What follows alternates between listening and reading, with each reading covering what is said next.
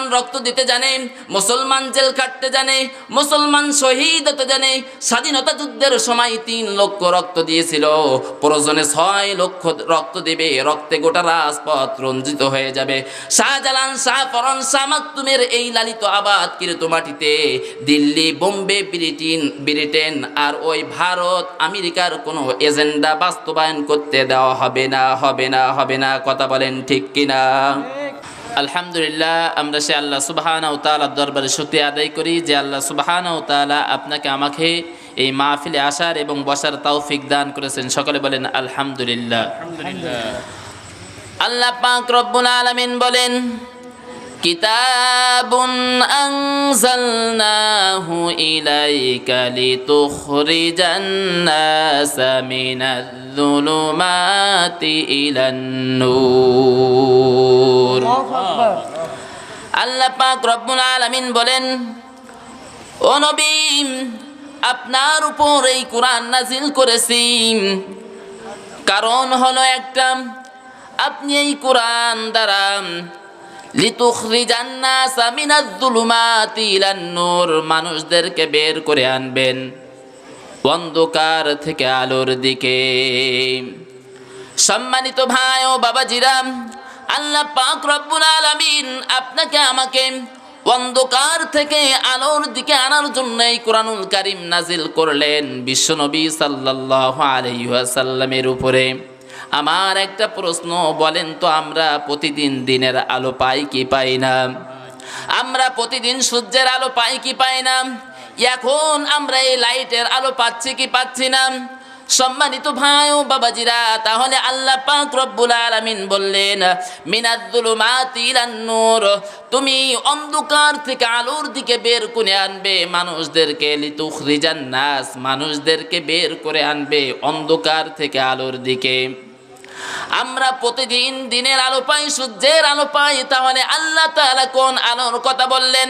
আল্লাহ পাক রব্বুল আলামিন বললেন, হে নবী, আপনার উপরে এই কোরআন নাজিল করলাম, আপনি মানুষদেরকে বের করে আনবেন অন্ধকার থেকে আলোর দিকে, এই কোরআন নাজিল করলাম। আপনি এই কোরআন দ্বারা মানুষদের ইহকালীন কল্যাণ এবং পরকালীন মুক্তির জন্য আপনি মানুষদেরকে বের করে আনবেন অন্ধকার থেকে আলোর দিকে। আমি এই কোরআন দিয়া আপনার আমার ব্যক্তিগত জীবন চালাবো, এই কোরআন দিয়া আমি আপনার আমার সামাজিক জীবন চালাবো, এই কোরআন দ্বারা আমি আপনার আমার পারিবারিক জীবন চালাবো, এই কোরআন দ্বারা আপনার আমার রাষ্ট্রীয় জীবন চালাবো, এই কোরআন দ্বারা আপনার আমার রাজনৈতিক জীবন চালাবো। এই কোরআনের বিধান মাইনাস করে দিয়া আমি যদি কোনো মানুষের তন্ত্র মন্ত্র মানি, মানুষের মত আর পথ মানি, এটাই হচ্ছে অন্ধকার। অন্ধকার মানে হচ্ছে মানুষের তৈরি করা মত আর পথ। অন্ধকার মানে হচ্ছে সেকুলার ইজম, কমানিজম, সোশ্যাল ইজম। অন্ধকার মানে হচ্ছে চুরি, ডাকাতি, সুদ, ঘুষ, জেনা, ব্যভিচার। অন্ধকার মানে হচ্ছে রাহাজানি, অন্যায়, জুলুম, অত্যাচার, ধর্ষণ, ইফটিজিং, অন্যের প্রতি অন্যের সম্পদ ফাঁকি দিয়ে খাওয়া, অন্যের জমি ফাঁকি দিয়ে না খাওয়া, পাড়া প্রতিবেশী গরিব মানুষ তার আল ঠেলে 3 হাত ভিতরে ঢুকে যাওয়া, গরিব মানুষ তার বাড়িতে দখল করার পায়তারা করা, এগুলোই হচ্ছে অন্ধকার। আল্লাহ পাক রব্বুল আলামিন বললেন, হে নবী, আপনার উপর আমি এই কোরআনুল কারীম নাজিল করেছি, আপনি মানুষদেরকে অন্ধকার থেকে আলোর দিকে বের করে আনবেন। এই সমস্ত অন্ধকার থেকে আলোর দিকে বের করে আনার জন্য আল্লাহ পাক রব্বুল আলামিন এই কোরআনুল কারীম নাজিল করলেন। সম্মানিত ভাই ও বাবাজিরা, তাহলে আমি বুঝলাম আল্লাহ পাক রব্বুল আলামিন এই কোরআন নাজিল করলেন অন্ধকার থেকে আলোর দিকে আনার জন্য। কিন্তু বর্তমান সময়ে আমি এই কোরআনকে মসজিদ এবং মাদ্রাসার ভিতরে বন্দি করে রাখছি। কথা বলেন ঠিক কিনা? তাই যদি না হতো, আমি যদি মসজিদ মাদ্রাসায় বন্দি না রেখে যদি সমাজে কায়েম করে দিতে পারতাম, তাহলে আপনার আমার এই দেশে বাংলাদেশে আর কোনো অন্যায় অবিচার থাকতো না, কোনো জুলুম নির্যাতন থাকতো না, সমস্ত অন্যায় অবিচার অচিরেই দূর হয়ে যেত। কথা বলেন ঠিক কিনা? সম্মানিত ভাই ও বাবাজিরা, আল হাক্কু মুররুন, সত্য তিতা লাগে। হুজুর যখন সত্য কথা বলে তখন মানুষ সহ্য করতে পারে না। বলে হুজুর আমার বিরুদ্ধে কথা বলে, আমি একটু সুদ টুদ খাইয়া ভালো আছি, হুজুর আমার বিরুদ্ধে ওয়াজ করে। আবার যখন হুজুর সুদের ওয়াজ বন্ধ দিয়ে পদ্মার ওয়াজ শুরু করে, তখন মসজিদের আর এক মুতাওয়াল্লি মাস গেলে 2000 টাকা বেতন দেয়। সে চিন্তা করে হুজুর মনে হয় আমার মেয়ের টার্গেট করছে, আমার মেয়েটা একটু শার্ট পরে প্যান্ট পরে কোচিং যায়, প্রাইভেট যায়, হুজুর আমার মেয়ের টার্গেট করছে। মসজিদের আর এক মুতাওয়াল্লি সে চিন্তা করে হুজুর মনে হয় আমার স্ত্রীকে টার্গেট করছে, আমার স্ত্রীটা চুলে একটু কাটিং দেয়, এনজিওর চাকরি করে, ওই সুদ ঘুষের চাকরি করে, হুজুর আমার স্ত্রীকে টার্গেট করছে, আমার স্ত্রীটা একটু রাস্তায় ঘোরাফেরা করে, হুজুর আমার স্ত্রীকে টার্গেট করছে। এমন মানুষ বর্তমান সময়ে আছে না নাই? সম্মানিত ভাই ও বাবাজিরা, একটা গল্প মনে পড়ছে। এক ইমাম সাহেব, সে শহরের এক মসজিদে চিন্তা করতেছেন ইমামতি নিলাম, খুব সুন্দরভাবে আলোচনা করি। প্রথম জুম্মায় তিনি আলোচনা করলেন সুদ ঘুষ নিয়ে। ওই মসজিদের সভাপতি সাহেব ঘুষ খাইতো। সে বলতেছেন হুজুর এত ওয়াজ থাকতে আমার বিরুদ্ধে আপনি ওয়াজ করলেন, আপনার চাকরি শেষ, আপনার চাকরি শেষ।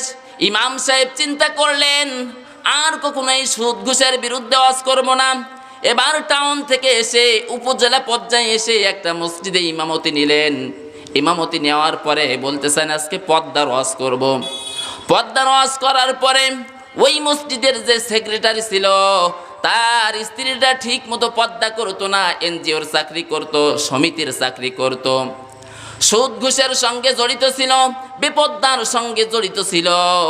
সে চিন্তা করতেছেন হুজুর মনে হয় আমার স্ত্রীকে টার্গেট করছে, হুজুর আপনার চাকরি শেষ। ইমাম সাহেব চিন্তা করলেন এই সুদ ঘুষের বিরুদ্ধে আর কখনো ওয়াজ করব না, পদ্মার ওয়াজ আর কখনো করব না। এবার থেকে আসমানের উপর আর জমিনের নিচে এই ওয়াজ ছাড়া আর কোনোদিন কোনো ওয়াজ করব না। এবার পল্লী গ্রামে এসে একটা মসজিদে ইমামতি ধরছেন।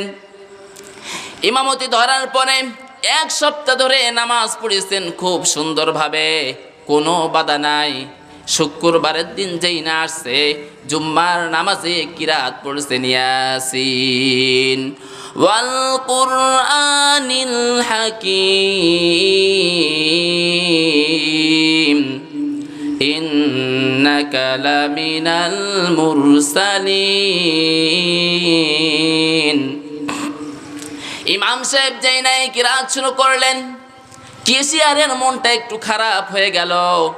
1 সপ্তাহ ধরে কেশিয়ারের বাড়িতে খাইছেন, নামাজ শেষ করলেন। নামাজ শেষ করার পরে কেশিয়ারের বাড়িতে চলে গেলেন খাওয়া দাওয়ার জন্য। খাওয়া দাওয়া শেষ পর্যায়ে ওই সময় কেশিয়ারকে বলতেছেন ভাই 1 সপ্তাহ ধরে আপনার বাড়িতে খানাপিনা করলাম, এত হাসি মুখ দেন, কিন্তু আজকে মুখে কোনো হাসি নাই। কেশিয়ার বলতেছেন ভাই এই যে 1 সপ্তাহ ধরে আপনাকে এত সুন্দর খাইতে দিয়েছি, প্রয়োজন হলে আরো বেশি খাইতে দেব, কিন্তু আপনি আজকে সভাপতির নামে দোয়া করলেন এতগুলো মানুষের সামনে, সেক্রেটারির নামে দোয়া করলেন, সভাপতির নাম হচ্ছে ইয়াসিন আর সেক্রেটারির নাম হচ্ছে হাকিম, তাদের নামে দোয়া করলেন, আমার নামে কি একটু দোয়া করা যায় না? ইমাম সাহেব বলতেছেন ভাই আপনার নাম কি? বলে আমার নাম বাবর। ইমাম সাহেব বলতেছেন এ আবার কেমন বিপদে পড়লাম, বাবর নামে তো কোরআনুল কারিমের কোথাও সূরা নাই, কোনো আয়াত নাই, এখন কি করি? ইমাম সাহেব পরের জুম্মায় গিয়েছেন নামাজ পড়ার জন্য। এদিকে ওই কেশিয়ার সাহেব পিছন থেকে গলা খাকার দিতেছেন হুজুর মনে আছে তো আমার নামে কিন্তু দোয়া চাই। এবার ইমাম সাহেব সূরা ফাতিহা শেষ করলেন আর চিন্তা করতেছেন এই বাবর নামে আমি এখন সূরা কোথায় পাই? তিনি এবার বলতেছেন সূরা ফাতিহা শেষ করতেছেন ইয়া বাবর আনতা কালবুন ওয়া আবুকা খিনজির ওয়া জাদ্দুকা হিমার ওয়া ইন্নাকা লাজাহিলুন। কেশিয়ার সাহেব মহা খুশি। নামাজ কালাম শেষ করে এবার আসতেন খাওয়া দাওয়া করতেন। কেশিয়ার বলতেছেন ভাই আজকে আমি বড় খুশি, কিন্তু আমার নামে যে দোয়া করলেন দোয়াটা কি একটু আমার সঙ্গে বলা যায়, অর্থ কি? বলতেছেন ভাই খাওয়া দাওয়া শেষ করি তারপরে বলি। বলতেছেন ভাই একটু কি এখন বলা যায় না, শুনতে বড় মন চায়। খাওয়া দাওয়া শেষ করলেন, বলতেছেন হে বাবর, হে বাবর আংতা কালবুন, তুই কুকুর। ওয়া আবুকা খিনজির, আবুন মানে পিতা, খিনজির মানে শুকুর, তোর পিতা হচ্ছে শুকুর। ওয়া জাদ্দুকা হিমার, জাদ্দুন মানে দাদা, হিমার মানে গাধা, তোর দাদা হচ্ছে গাধা। ওয়া ইন্নাকা লা জাহিলুন, তোর 14 গোষ্ঠী বেডে জাহেল। তাই যদি না হতো তাহলে এই ব্যক্তি ইমাম সাহেবকে এমন কথা বলতো না। আজ বর্তমান সময়টা হয়েছে এমন, যদি ইমাম সাহেব যদি হক কথা বলে ইমাম সাহেবকে ধরে। আজকে বর্তমান সময়ে যদি আলেম সমাজ কোরআন সুন্নাহর আলোকে সুদ ঘুষের বিরুদ্ধে কথা বলে, তখন কিছু মানুষ মনে করে এটা মনে হয় রাজনীতি। আজকে আলেম সমাজ যখন জিনা ব্যভিচারের বিরুদ্ধে কথা বলে, তখন কিছু মানুষ মনে করে এটা মনে হয় রাজনীতি। আজকে আলেম সমাজ যখন অবৈধ নেতা এবং নেত্রীর বিরুদ্ধে কথা বলে, তখন কিছু মানুষ মনে করে এটা মনে হয় রাজনীতি। ও সাতক্ষীরার তাওহীদি জনগণ, সাতক্ষীরার মানুষের রক্তে লাল হয়েছিল এই সাতক্ষীরার মাটি। সেই সমস্ত মধ্যে মুজাহিদদের রক্তের দাগ এখনো শুকায় নাই। সেই সমস্ত মধ্যে মুজাহিদদের রক্তের উপর দাঁড়িয়ে মাথায় কাফনের কাপড় বেঁধে দ্বীন ইসলাম বিজয়ের জন্য যদি আপনার আমার তাজা রক্ত ঢেলে দিয়ে কাঁচা পথ থেকে রাজপথ পর্যন্ত যদি রক্তে লাল করতে হয়, দ্বীন ইসলাম বিজয়ের জন্য যদি আপনার আমার ঘর ছাড়তে হয়, দ্বীন ইসলাম বিজয়ের জন্য যদি আপনার আমার জেল খাটতে হয়, দ্বীন ইসলাম বিজয়ের জন্য যদি আপনার আমার ফাঁসির কাছে ঝুলতে হয়, শহীদ হব কিন্তু বাতিলের কাছে মাথা নত করব না।